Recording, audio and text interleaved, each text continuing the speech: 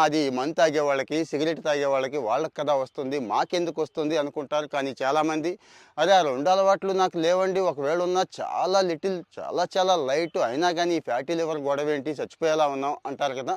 వాళ్ళ కోసమే చెప్తున్నాను. మనం అందరం చేస్తున్న పెద్ద పొరపాటు ఏంటంటే డీప్ ఫ్రైస్ అండి. పోనీ డీప్ ఫ్రై చేసుకొని ఆగిపోతామంటే పక్కన కూల్ డ్రింక్ ఉండాలి. సరే పోనీ ఈ రెండిటితో ఆగిపోతామంటే ఆ డీప్ ఫ్రైలో కనీసం 4 స్పూన్లు సాల్ట్ వేసుకోవాలి. సరే ఇక్కడితో ఆగిపోతామంటే ఆ డీప్ ఫ్రై కూడా ఏమై ఉండాలి? మంచి మటన్ అయి ఉండాలి. ఇది ఫ్యాటీ లివర్‌కి ప్రధానమైన కారణం. ఒకసారి చెక్ చేసుకోండి మరి మీరు తీసుకునే ఫుడ్‌లో ఇలాంటి లక్షణాలు ఉన్నాయా? లేవా? అనేది.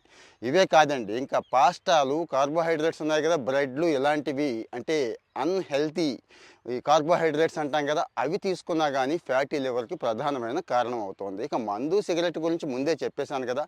పరిష్కారం ఒకే ఒకటుందండి. గట్టిగా వాకింగ్ చేసి